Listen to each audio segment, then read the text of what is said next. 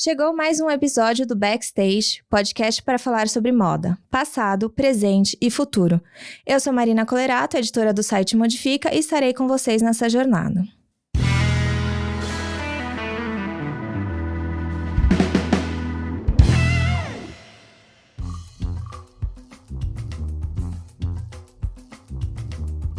Chegamos em mais um Backstage e dessa vez quem está conosco é, atendendo a pedidos, inclusive, Jackson Araújo.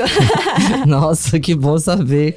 Sim, a gente perguntou para os nossos leitores quem que eles queriam ouvir nos próximos Backstage. O Jackson, claro, já estava na nossa mira, porque temos conversado há um tempo, mas veio o nome do Jackson, logo chamei, logo topou. Jackson, muito obrigada por estar aqui com a gente, compartilhando sua trajetória, sua experiência e sua visão de mundo de moda. E eu acho que a gente pode começar por aí, porque acho que a primeira vez que eu tive um contato mais próximo contigo foi por meio da economia afetiva. Então, vamos começar de trás para frente. Conta para mim o que é economia afetiva.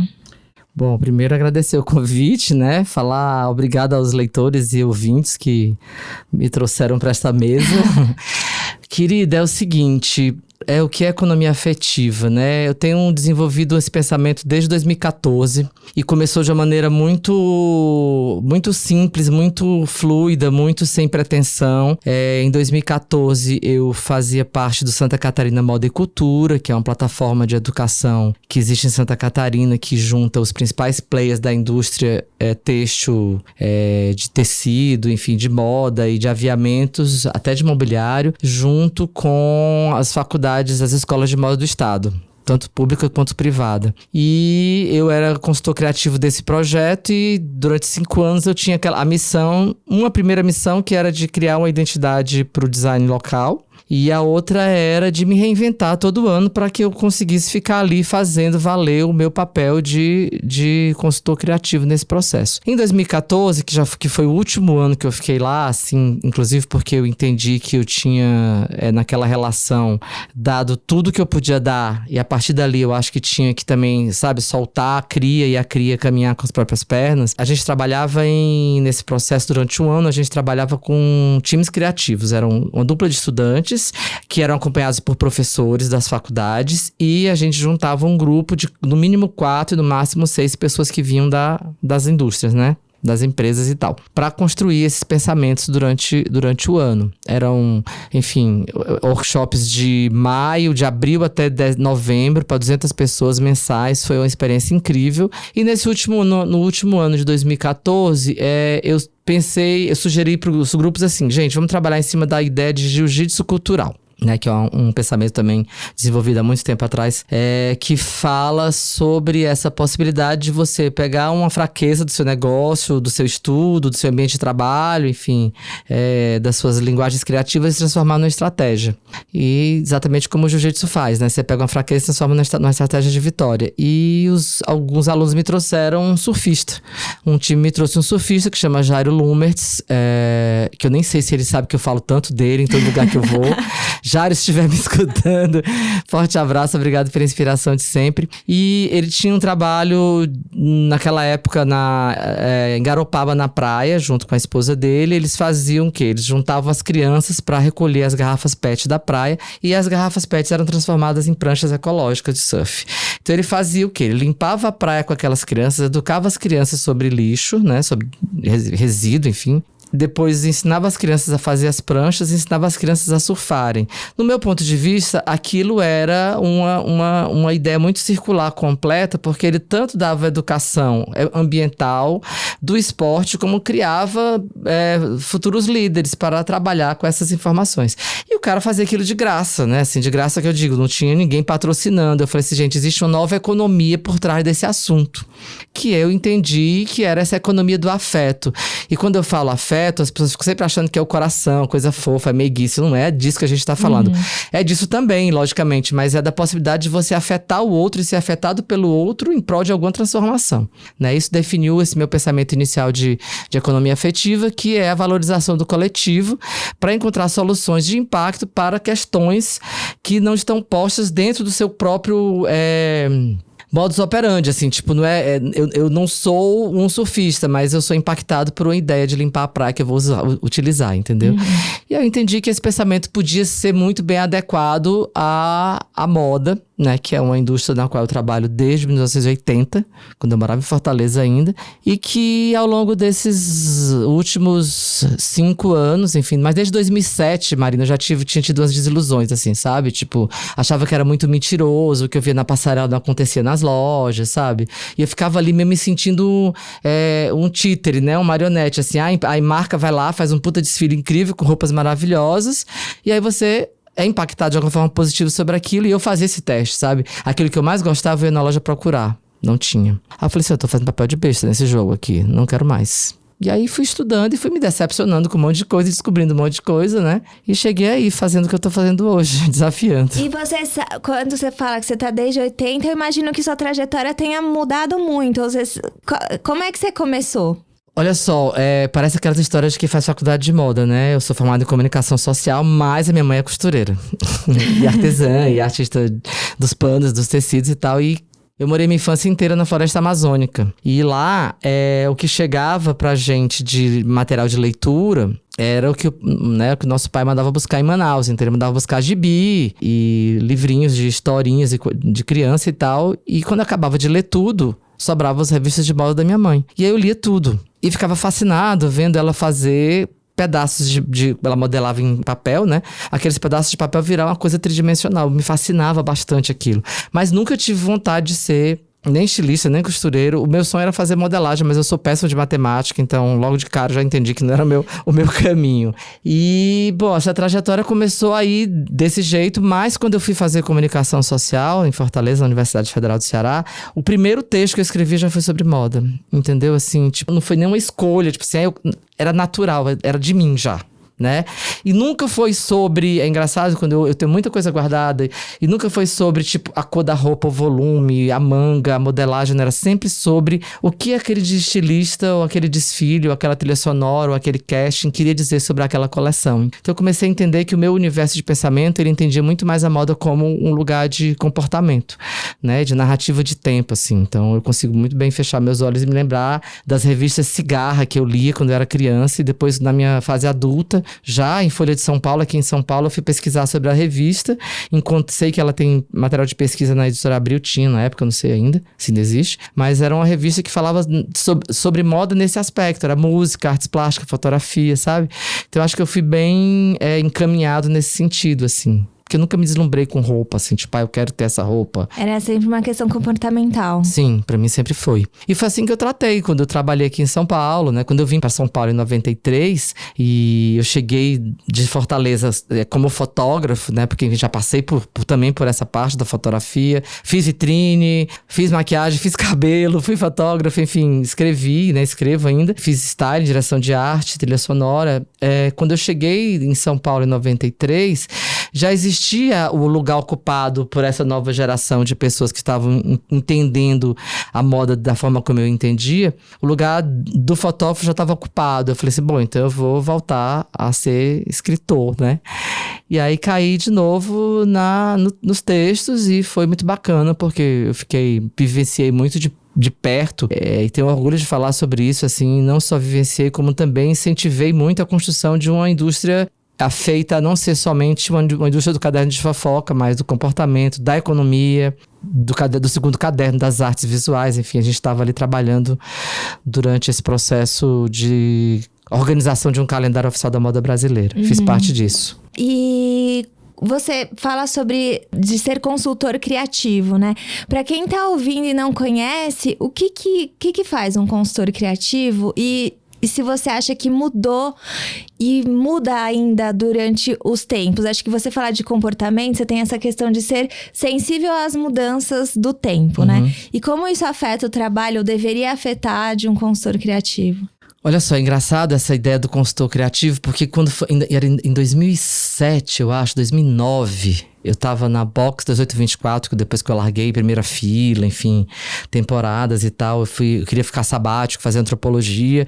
E acabei sendo cooptado pela Box 1824 pra, junto com eles, montar um núcleo de análise de tendências de comportamento de consumo. A Box é uma agência de estudo de consumo, de estudo e pesquisa de perfil de consumidor. E para montar junto com eles também um núcleo de geração de conteúdo. E aí, naquele momento, a gente fazia muita pesquisa, lia muito sobre as coisas que estavam acontecendo no mundo pra juntar e fazer sentido em relatório e tal. E aí, viu uma garotada chegando de 20 anos, sabe assim, tudo já era, sou consultor de moda. E era post no Hypebeast, não sei aonde, todo mundo sou consultor de moda, 22 anos, 23 anos. Eu falei, gente, se essa galera tá tendo essa arrogância de falar que é consultor de moda, nunca passou por todos os processos que eu passei de entendimento dessa indústria, plano cruzado, né, plano real, marcas que perderam tudo na época da era Collor, enfim. Eu falei assim, bom, eu tô ou marcando toco, eu tô me menosprezando enquanto profissional. Aí eu falei assim, bem consultor de moda eu não sou. Entendeu? Porque eu acho que o consultor de moda é muito mais aquela pessoa que trabalha em cima das formas, né? Dos tecidos e enfim, das coleções. E eu era uma pessoa, sou essa pessoa que já passou por todos esses caminhos. Eu falei assim, bom, onde é que eu posso me encontrar? Você vai me chamar para trabalhar na tua marca. Você quer uma consultoria sobre como colocar essa marca no caminho novo? Logicamente, eu não tenho a resposta, eu tenho que colocar com você, mas isso faz parte de um leque de possibilidades, assim, né? E esses leques de possibilidades, no meu ponto de vista, é o leque da criatividade, né? Se é campanha, se é comunicação, se é mídia social, enfim, se é uma trilha sonora, se é uma forma de convite, de usar a passarela para alguma forma, hoje podcasts, enfim. Então, eu trabalho atuando nesse sentido, entendeu? De orientar as pessoas, as marcas que me procuram, a se entenderem como protagonistas desses processos, não chamar alguém para resolver um problema, porque isso não existe, né? Então, nesse sentido, me entender como consultor criativo também me coloca sempre nesse desafio diário, nessa frente de acompanhar o futuro, né, Marina? Então, assim, quando eu falo de podcast hoje é porque é uma realidade. Não dá para uma marca hoje mais querer fazer comunicação sem entender isso como uma plataforma, né? Como há pouco tempo atrás a gente só falava de Instagram, enfim, no Instagram que as coisas acontecem. Hoje o podcast é super importante. E também tem uma coisa que eu acho que é muito interessante de conversar e falar sobre isso, aproveitando que a gente está conversando sobre o futuro, né? É falar sobre essa ideia sobre esse acontecimento triste, esse crime ambiental do óleo no Brasil, sabe? Eu acho que na qualidade de consultor criativo, eu me sinto na obrigação de falar para as pessoas, ou que são de moda, ou que foram de moda, ou que querem ser de moda, que estudam moda, que escrevem sobre moda, que a gente não pode fechar o olho para esses lugares, assim, né? Porque a moda vive de petróleo, basicamente, né? Plástico, tecidos, embalagens, etiquetas e tal. E a gente não pode se entender mais como uma pessoa que terceiriza a culpa, né? Que está à parte, né? Não pode. O mundo é feito por pessoas que interagem com outras pessoas, enfim. E, em última análise, a gente se esquece de interagir com a natureza, que é da onde a gente acha que não faz parte, né? Então, isso me preocupa muito. Isso tem sido uma questão muito séria para mim, muito séria. Então, assim, se você vai me procurar hoje, né, para conversar sobre como colocar a minha marca dentro de um processo novo de comunicação, que, enfim, o viés que eu trabalho é de comunicação, a minha formação é essa, eu vou falar assim, a minha primeira pergunta é assim, você tá com coragem para falar sobre isso? Né? Você tá com coragem para falar sobre inovação? Você tá com coragem para falar sobre disrupção? Porque são palavras que todo mundo fala, né? E aí, o que é isso? Onde é que tá a inovação? Né? Então, assim, eu tenho um ponto de vista sobre inovação que é onde eu tenho tentado me especializar, assim, que é de construir processos colaborativos de construção para soluções de resíduos têxteis da indústria. Né? Então, assim, é um eterno aprendizado, né? Toda hora é aprendizado, e nesse momento de aprendizado você começa a entender, provocado por você, inclusive, há alguns anos atrás, né, que os resíduos da moda não são só os têxteis, né, amiga? Tem muitos resíduos aí pra gente conversar sobre, entendeu? Feminismo de boutique patrocinado por fast fashion, desfilando em São Paulo Fashion Week. Um pouco bizarro ver essas coisas acontecendo, sabe? Isso que eu ia te falar, assim, quando você falou na questão de quando você chega pra marca e fala, você tá disposto a falar, e acho que o falar faz com que a gente tenha que fazer, né? Então, inovação ou disrupção, eu imagino que seja uma dificuldade, né? Porque é difícil. A gente, enquanto ser humano, se adapta a alguns padrões e vai repetindo, né? Sim. Como é que, principalmente a moda, que parece que ela é tão pra frente do seu tempo, mas ao mesmo tempo ela fica tão fundamentada no passado. Como é que você sente no seu dia a dia, no seu trabalho, esta possibilidade de inovação e disrupção? Não é fácil, não está sendo fácil, mas eu tenho a certeza que todo dia eu coloco a cabeça no travesseiro e falo assim, o dinheiro que eu ganhei hoje, ele é honesto, sabe? Porque ele diz respeito às coisas que eu acredito. Enquanto estava me perguntando, me passou pela cabeça umas coisas que são as seguintes, assim, eu não tenho resposta para nada, primeiro de tudo, eu acho que a gente tem que construir junto. E a outra coisa é que você começa a entender que o seu papel nesse processo, o meu papel pelo menos, tudo que eu construo, tudo que eu faço, inclusive aceitar um convite seu para vir para cá, para mim é sempre a ideia de abrir um espaço de diálogo e de conversa. Porque eu acho que tudo hoje passa sobre isso, né? Assim, a grande questão que hoje me preocupa é a saúde, sabe? Eu acho que a moda está com um problema de saúde. Tudo é sobre saúde. O petróleo, o óleo é sobre saúde, o poluente no ar é sobre saúde, o agrotóxico é sobre saúde, a roupa que você usa que tem plástico é sobre saúde, e a gente não percebe sobre isso. E a moda está num momento de muita doença, né? E uma doença que ela é muito absurda porque ela reflete, e pela primeira vez a moda não é sobre o futuro. A moda não está conseguindo ser sobre o futuro, sabe por quê? Porque é a primeira vez que a moda não consegue nem potencializar processos disruptivos de comportamento e nem criar novos processos. Por quê? Porque a moda sempre foi sobre ter. E hoje o grande movimento comportamental que eu acho que acontece e que impacta diretamente a moda é essa ascensão da yoga, todos os processos de psicanálise, o ayahuasca, o xamanismo, a bruxaria, o zodíaco, enfim, a astrologia. Tudo isso fala sobre autoconhecimento. Entendeu? E quanto mais você pergunta e pesquisa sobre o autoconhecimento, sobre o que você quer ser, menos você quer ter. Então a moda está nesse dilema, porque ela não sabe o que dá para essas pessoas que não querem mais só ter, entendeu? Então a grande questão é essa, eu me coloco sempre pensando sobre isso, assim, o que é que eu quero ter, sendo agente e paciente desse processo?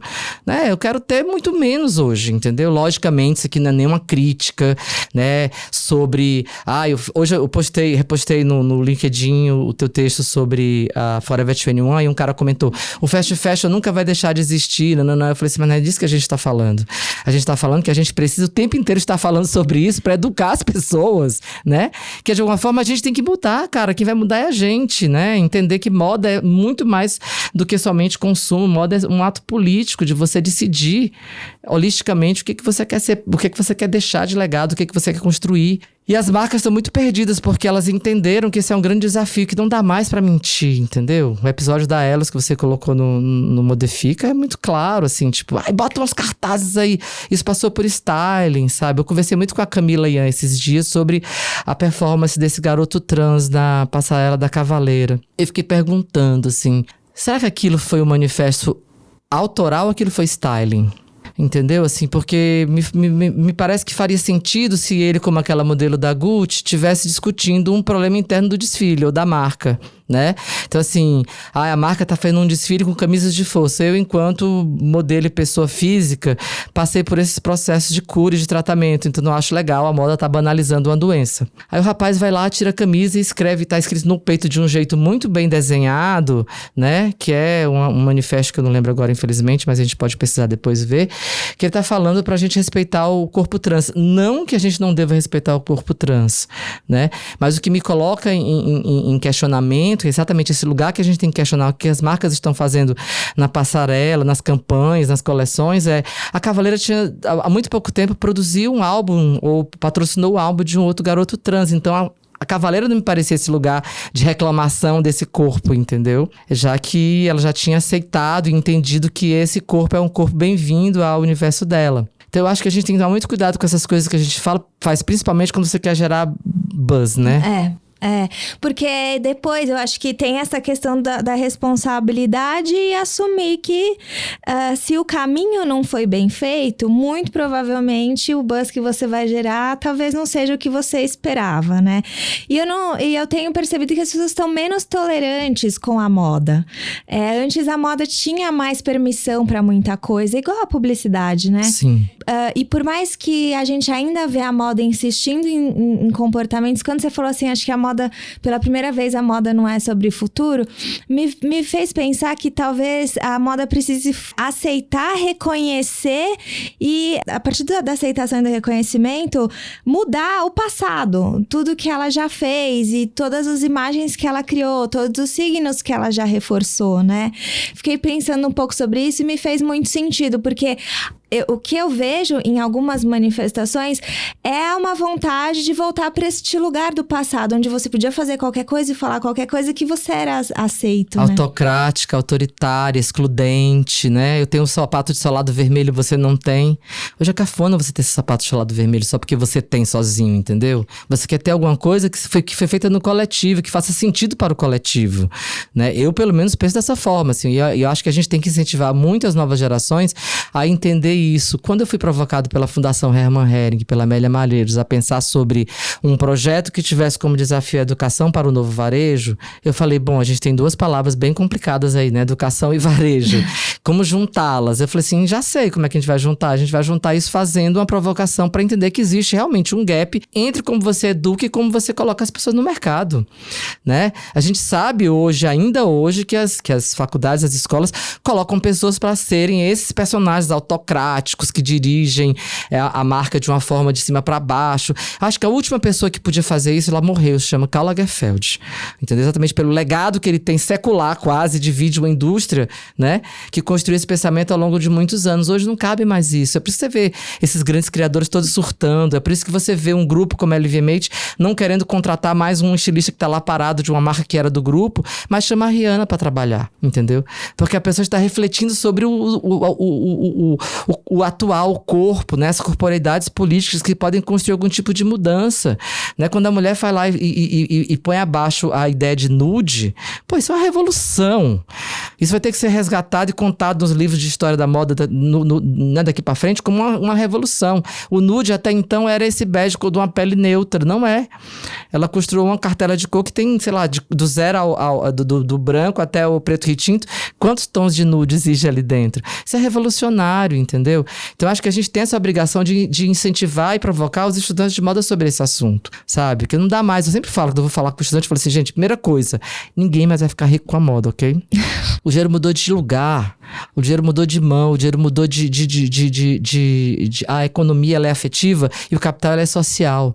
A gente, enquanto nação, nunca vai ser um país que vai bater a Coreia na tecnologia das máquinas, dos computadores, dos robôs, não vai.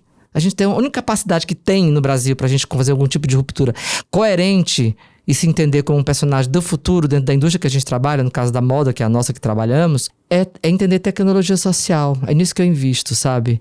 Cada vez mais eu penso sobre isso, assim, tipo, que tipo de impacto essa camiseta. Um dia desse eu fui entrevistado por uma garota querendo saber sobre as frases feministas em camisetas. Eu falei, acho que ela te entrevistou também, eu acho, né? Sim. A gente falou a mesma coisa praticamente. É a mesma coisa de estar falando que você é verde, que você é green, sendo que os processos por trás são todos sujos e doentes, entendeu? Então como é que eu posso falar que eu vender uma camiseta pró-feminismo, sendo que eu não valorizo nem um pouco as mulheres que estão nessa empresa e tão pouco eu dou possibilidade de acesso a um cargo de decisão para um corpo feminino, para uma voz feminina, né? São muitas questões, amiga, são muitas camadas. Eu acho que quando você se propõe a estudar é muito difícil, assim, sabe? Porque é muito difícil ser contemporâneo.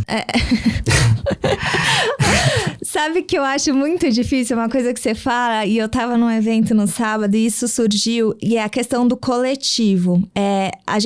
Quando a gente está estudando novas possibilidades de economia, não tem como a gente pensar em mudança social e econômica e até ambiental sem ser pelo viés coletivo. Mas, ao mesmo tempo, a gente, nos últimos anos, é uma sociedade cada vez mais individual, mais individualista. Eu vejo aí, e eu vejo o trabalho que vocês têm feito com o Trama, é um enorme desafio, né? Como é que você sente essas pessoas e até os estudantes que têm essa questão?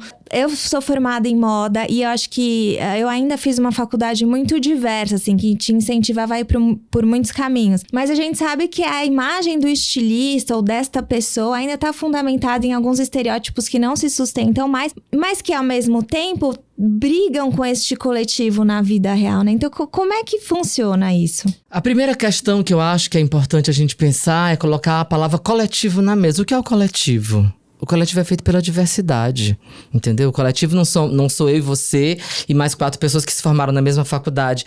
Porque mesmo assim, a gente ainda pode construir um coletivo porque nós somos completamente diferentes uns dos outros, né? Não existe ninguém igual a ninguém. Essa balela aí da religião, né? Tipo, sorry. Não existe ninguém igual a ninguém. Todo mundo é diferente. Não tô falando só de DNA, mas de possibilidades, de acesso, enfim, regalias, enfim. muitas questões. Mas o que eu acho que é importante quando a gente pensa sobre o coletivo é exatamente o seguinte, essa pergunta me foi feita por outra pessoa, de uma outra forma, falando, você conseguiu entender, provar por A mais B que a educação para o novo varejo passa por ocupar esse gap, por fazer uma ponte entre esse gap? Eu falei sim. Sabe por quê? Porque quando a gente promove esses encontros na trama afetiva, a gente faz questão de ser multidisciplinar.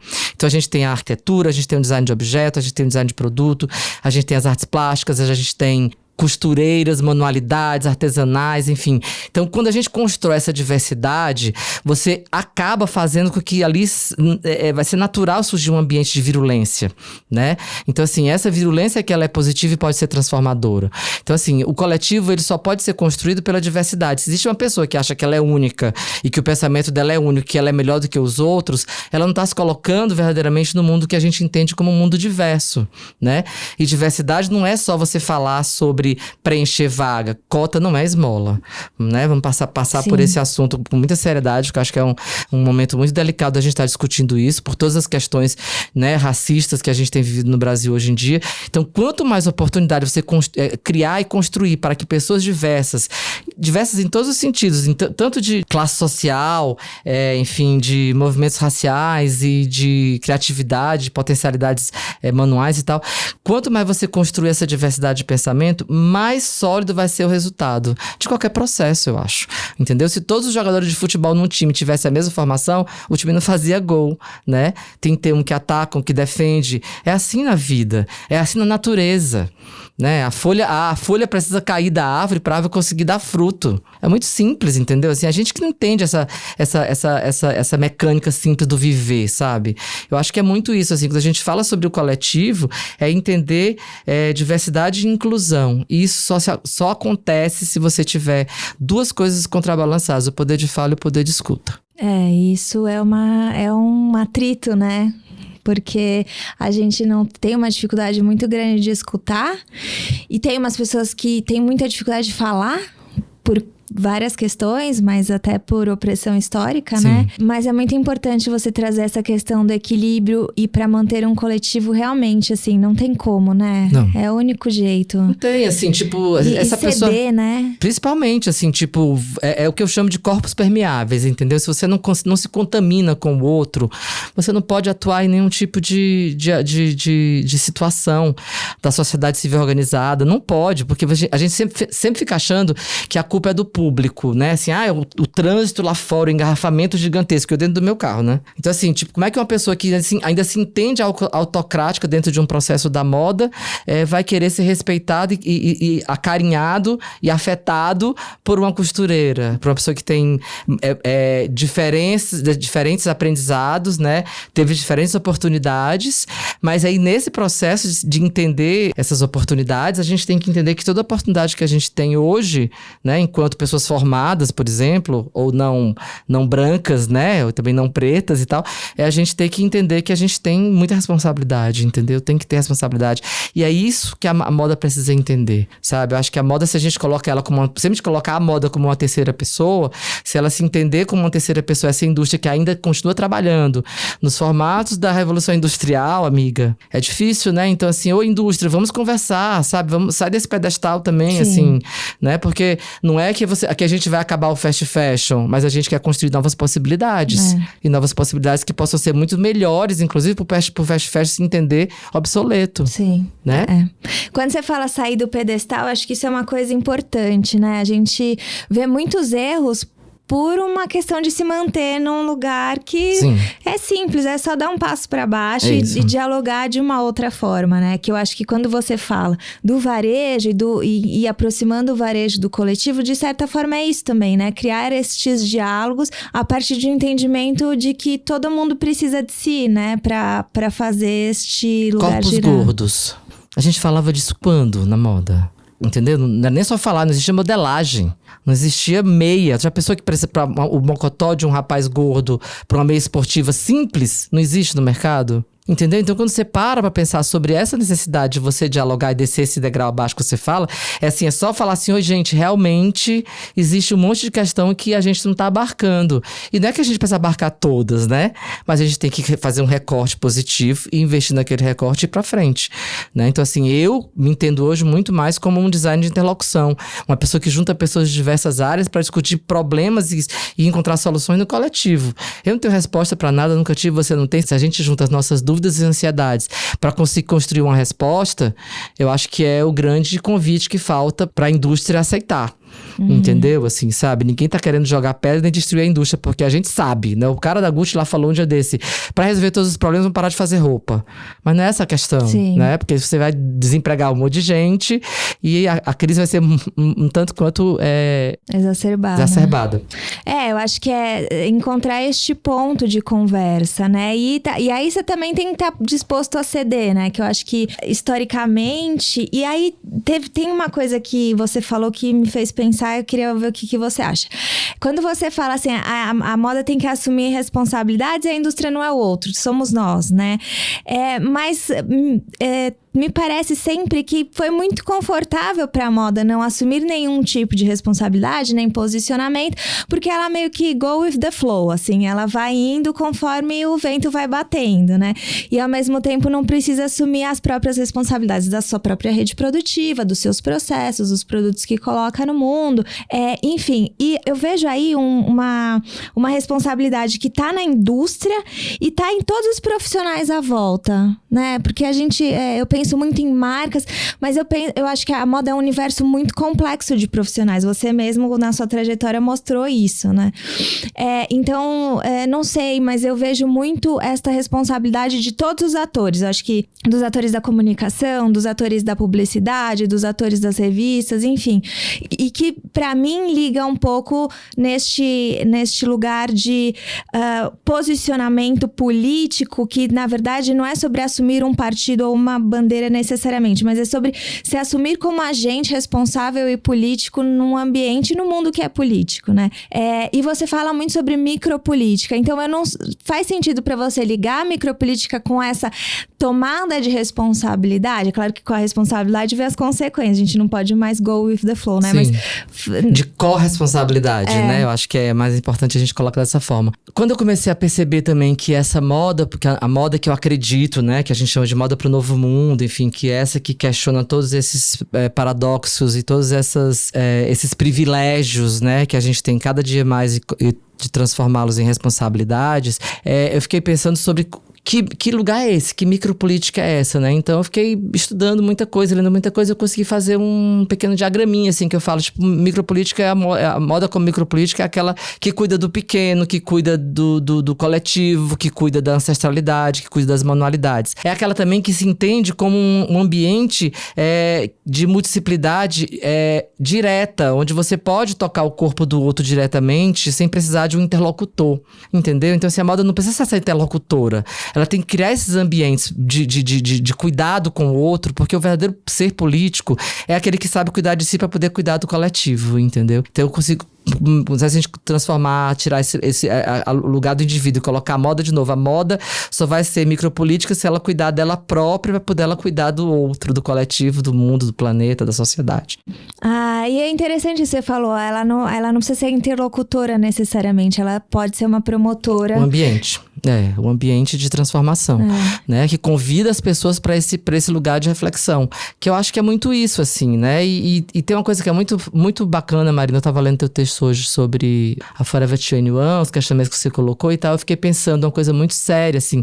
A gente tá muito atrasado nesse nosso ativismo em relação à construção de uma comunicação mais incisiva, sabe? A gente quando pensa... A gente não, né? Porque eu acho que você também não pensa assim, mas quando se pensa sobre moda sustentável, sempre vem um tecido de algodão, uma roupa solta, um lugar sem cor, sem atitude jovem, né? Sem uma comunicação que é ilustrada, que é colorida, que te abre o olho, que te dá desejo de fazer parte daquilo.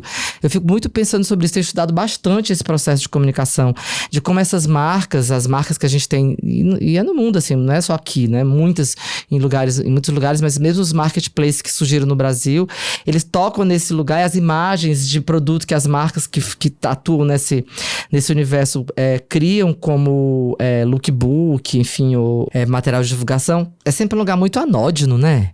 Sabe? Um lugar muito bege, né? Muito sem sangue, sem verdade, sem vontade, entendeu? Assim, eu fico muito preocupado com isso, porque eu vejo essa geração da Greta aí, cara, a galera tá roubando a trança da Greta pra colocar no desfile da Dior, entendeu? Sabe? Vê. A menina tem poder, ela tem uma imagem que é forte, né? Então, assim, a gente também tem que correr atrás dessas novas construções pós-Z, pós-Y, pós, sei lá, com a próxima, pós-millennial, né? Essas gerações que estão construindo um monte de relação, que foi essa geração que fez, inclusive, com que a Forever 21 fechasse, né? Assim, porque existiam novos produtos do mercado sendo comunicados de novas formas, que ainda não é da forma que a gente quer, entendeu? Sim. Não só pelo conteúdo, mas também pelo contexto, né? Então, acho que a gente tem que ter um território muito grande para avançar em termos de comunicação. Eu tenho estudado bastante isso, tem um monte de insight legal, mas o principal é esse, assim, sabe? Acho que a gente tá muito atrasado na falta de cor, sabe? É tudo... Parece que a gente deu 1 milhão de passos atrás, assim, quando em 2007 a gente tava discutindo uma nova tendência de comportamento para embalagens do mundo da beleza e dos cosméticos com benefícios. Existia ali uma construção de um pensamento que a gente chamava na época de organic fan, né? Você não era mais Birkenstock e granola, sabe? Você já era outra coisa, você já tinha uma embalagem com uma cenoura fluo rindo, entendeu? E aí parece que a gente na moda, na construção da roupa, voltou milhões de casas para trás, a gente tá falando ainda, né? Da roupa com a cor, de nada, a comunicação sem não sei o que mais lá. Meu broxa, assim, acho que falta tesão. E eu acho que é importante a gente enxergar que essas são ferramentas, né, pra gente conseguir. Eu acho que tem uma coisa de negar. Assim, eu penso um pouco sobre este lugar das imagens, das cores, das formas, dos shapes até mesmo, né?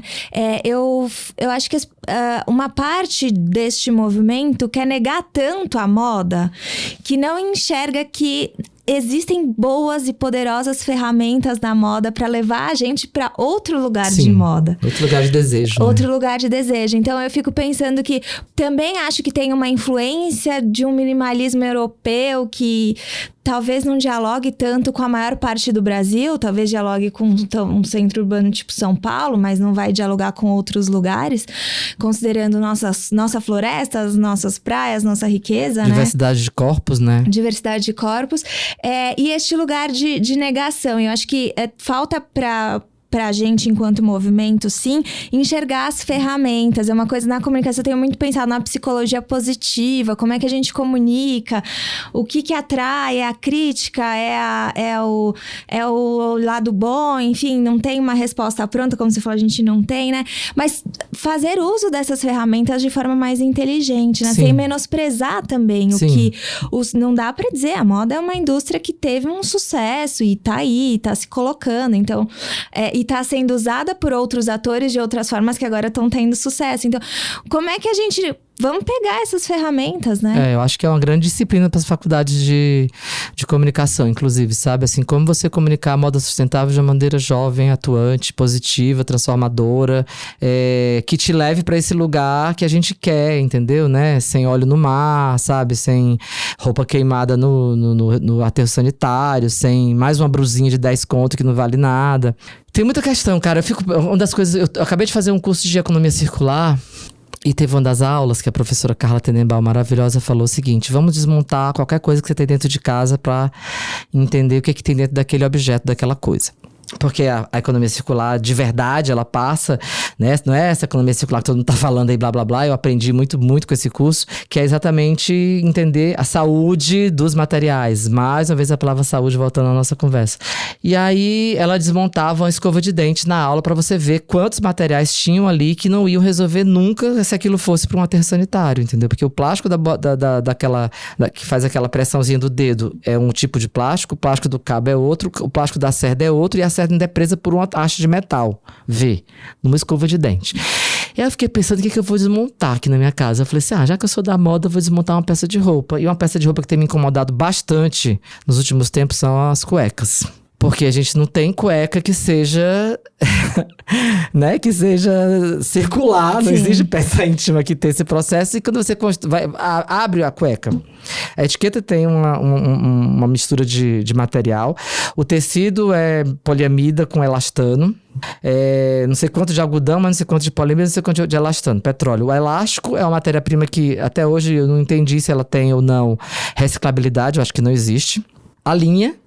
Ou seja, eu tava com um monstro na mão que em menos de 5 minutos eu desmontei com uma costura e fiquei sem saber o que fazer com aquilo, entendeu? Então, assim, são muitas questões que a gente tem que avançar e que a gente não tem resposta, mas a gente precisa se colocar a favor dessa mudança. Nada de colocar rest in peace, litoral nordestino, sabe? Sim. Nada de ficar... Se a gente, né? Sabe? Se a gente não consegue fazer isso, assim, quem vai fazer, cara? A gente que estudou pra fazer isso, entendeu? Então eu entendo sempre o meu processo de trabalho como esse lugar de conversa, esse lugar de escuta, de trazer os diferentes atores pro processo pra eu aprender cada vez mais com novas realidades e novas leituras sobre os assuntos. E não é só dentro da moda, quanto menos você estiver dentro da moda pra falar sobre moda, melhor, né? Eu acho que você tem que ir na Exposição Sertão da 36ª Panorama das Artes no MAN, para ver o núcleo das artistas travestis falando sobre o que é lugar de fala e lugar de escuta, né? Então, aquilo para mim foi uma aula. Eu recomendo todo mundo vá lá assistir todos os vídeos e ver as artistas falando sobre isso. Assim, não dá mais pra gente falar sobre as pessoas, né? A gente tem que convidar as pessoas para falar sobre elas. É isso que a moda tem que fazer. E é essa dificuldade, né? Que historicamente sempre falou. Viaja, pesquisa no Japão, tá rolando isso. Como tá rolando no Japão e vai rolar no Brasil, gente, né? Vamos fazer uma coleção inspirada em música, vamos. Mas aí essa música, qual é o impacto que ela tem verdadeiramente, não somente esteticamente, mas eticamente numa comunidade de consumidores? Né? Então a gente ainda pensa, mas essa indústria velha, moda como eu chamo, ainda pensa em construir essa imagem que é ídolo de barro, né? Você bate e quebra, é tudo de gesso frouxo, entendeu? Então assim, acho que a gente tem esse desafio de todo dia falar sobre esse assunto, levar para as escolas. Eu aceito, eu falo em tudo que é lugar que me chamam, porque enquanto eu falo que eu sou tipo gato, depois que eu entro pra sair é difícil. Né? Então, assim, eu vou lá e ocupo esse espaço para convidar as pessoas para essa reflexão, entendeu? Porque resposta eu não tenho, mas ficar parada eu não quero e não tô nem um pouco confortável com que ainda existe, o que ainda tem gente falando e fazendo. Só em 2019 é que a Gucci veio falar sobre carbono. E plantar árvore? Como assim, gente? 2019? Plantar árvore é muito anos 90, né? Muito! Sabe? Aí a Dior faz um desfile. Vamos fazer um desfile. E aí todas as árvores que participaram da cenografia vão ser doadas. Oi? Só isso? Mas era só isso que vocês tinham pra falar, além de colocar as tranças da Greta na passarela, no styling? Porra, meu. Né? Não chama a gente de burro, não. Por favor. E aí o que acontece? Você ainda vê as pessoas, a Dior colocou não sei quantas árvores com etiqueta. Tem uma árvore com etiqueta para vender lá na CEAGES. Você vai lá e compra. E planta sem precisar colocar em cenário de desfile, entendeu? Sabe? Se você tiver essa, né, logicamente, esse privilégio de ter dinheiro pra comprar árvore, né? Não, mas a gente tá falando, né, da Gucci, como é que a moda quer intermediar lugares que quer ser protagonista de coisas que simplesmente não é isso que a gente tá falando quando a gente tá falando sobre responsabilidade e sobre sustentabilidade, né? Não é sobre plantar árvores em 2019, como você falou. Eu acho que eu espero, na verdade, não é nem que eu acho, mas eu espero que cada vez mais as pessoas tomem essa posição igual você. Não, tem alguma coisa que tá... Não, a gente não vai aceitar isso, fora do lugar. Eu acho que você tem que olhar pra tudo. Eu sempre fui assim, meu trabalho. Isso aqui é uma dica pra quem quer ser consultor criativo, né? Você me perguntou no começo. Você tem que olhar sempre pra o que tá atrás das roupas, sabe? O que tá atrás dos processos, o que tá atrás daquela imagem de comunicação. Tem que olhar por que aquela imagem foi construída, o que ela quer dizer, né? Com quem que ela quer falar. Se você pega, por exemplo, uma imagem, eu acho que as melhores imagens hoje na internet de fast fashion são a do ASOS, sabe? Eu acho elas muito bem construídas, porque elas conversam com todo tipo de discurso contemporâneo. Tem os corpos gordos, tem os corpos trans, tem as pessoas de cabelo colorido, né? Tem as pessoas de cabelo natural, enfim, tem todo tipo de corpo. E os recortes das fotos são absolutamente surpreendentes, entendeu? Ninguém tá ali. E é lookbook. que você vai clicar e vai comprar. Mas o olhar de quem tá fazendo aquilo é um olhar que é meio torto, é um olhar que é meio sujo, é um olhar que é dessa geração que já não quer mais viver sobre os efeitos do FaceTune, né? Sabe, é legal ter olheira, é legal ter sarda, é legal ter espinha, é legal ter, né, curva no corpo, dobrinha. E aí a moda fica querendo fugir disso, sabe? Aí transformam isso tudo numa resposta estética mentirosa. Eu recomendo também sempre, quando eu vou falar sobre diversidade e construção de corpos políticos, é convidar as pessoas a irem ao Pop Plus da Flávia Durante, sabe? Sim. Ali pra mim é uma escola. A tudo que eu vou lá, eu fico chocado com a quantidade de coisa que eu aprendo que nunca tinha passado pela minha cabeça, né? Porque você para e pensa... eu nunca fiquei preso numa cava de camisa dentro de um provador de roupa. E aí a moda de repente acha que agora eu vou fazer roupa pop plus size porque tá bombando, foi o único mercado que cresceu. Mas você é essa pessoa, né? Quem tem que falar sobre esse assunto não é você, é a pessoa que veste essa roupa. Sim. Né? Então a indústria tem que abrir esse espaço. Voltando a falar da indústria como esse lugar, esse ambiente de convergência de diferenças, entendeu? Porque senão, assim, você todo mundo vai ver do mesmo espartilho. Eu acho que não tem como. O que a gente tem reforçado aqui é isso, né? Essa necessidade de troca e de abertura e de fala e escuta que você falou, que eu acho que é muito importante. E a gente tem uma quantidade considerável de ouvintes e leitores e estudantes. Eu acho que cresce o número de pessoas interessadas em olhar para outros lugares.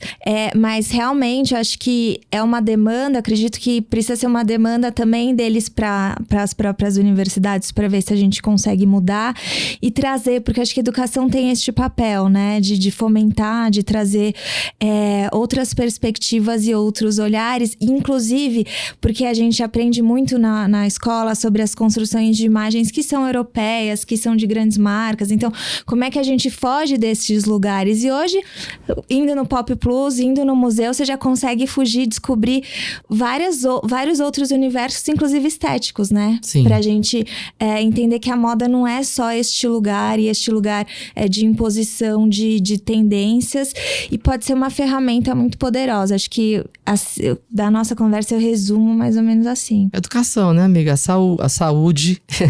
A saúde do planeta. Eu ia falar saída, falei saúde, porque eu tô com essa palavra na minha cabeça. Mas eu acho que é isso. A educação é que vai fazer essa transformação. Se as faculdades forem impactadas por essa necessidade que os estudantes trazem para dentro da faculdade, mais estudantes vão ser formados com essa nova cabeça, e aí sim a gente vai poder falar de uma mudança de mercado, né? Porque vão ter outros atores, novos atores trabalhando nessas pautas, entendeu? E em vários lugares, né? Sim. Dentro, de repente, até da própria indústria. Sim, com certeza. Principalmente, o mais importante é isso, né? Você chegar na indústria com um pensamento de transformação. E logicamente a gente sabe que é difícil, né? A indústria tá aí trabalhando com mais de 200 anos e tudo mais, mas assim, se não existiu o incômodo e o questionamento, a gente não vai mudar. Mesmo. Não vai mudar. Exatamente. Então vamos questionar, né? Vamos pra loja não comprar aquilo que a gente não acredita, que é isso, é entender que o poder de consumo é um poder de transformação e de mudança política também. Sim. Eu acho que é isso, Jackson. Tem uma saideira que você queira deixar pro pessoal? Moda não é mais sobre roupas, e sim sobre pessoas. Isso o Jackson sempre fala. Jackson, seu Instagram? Jackson Araújo, JACKSON, igual Michael Jackson. Tem Medium também, quem quiser. Medium, @Jackson Araújo, é onde eu escrevo meus pensamentinhos lá. Então dá para acompanhar o Jackson nessas duas mídias. Ele falou rapidamente sobre o trama. A gente tem o podcast com a Amélia Malheiros, que falou bastante sobre o trama também. Então, se você ainda não ouviu, termina este podcast e vai ouvir o podcast com a Amélia. Ela conta um pouco da história do trama, fala sobre o Jackson, fala com muito carinho, inclusive. Também tem textos do Modifica sobre o trama afetiva, e o trama segue, Jackson segue, e a gente se cruza neste caminho sempre com muito prazer. Muito obrigada, Jackson. Eu que agradeço, @trama_afetiva. Aí! Vocês podem deixar comentários sobre este podcast e sobre os outros no site ou nas nossas mídias sociais, Twitter, Facebook, Instagram. Lemos os comentários a cada 1 ou 2 episódios. Quem quiser também deixar comentários, dúvidas pro Jackson, eu dou um toque, ele responde por lá.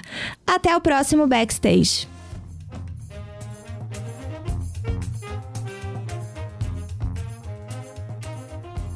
O podcast Backstage é uma produção do Modifica. Se você gosta de ouvir este e nossos outros podcasts, não esqueça de assinar o Clube Modifica. Colaborar financeiramente com o jornalismo independente é a melhor forma de manter nosso conteúdo livre de paywall e com cada vez mais qualidade. Lembrando que quando você colabora com o Clube Modifica, você remunera uma série de profissionais que fazem o Modifica acontecer. Acesse modifica.com.br/apoie e saiba mais.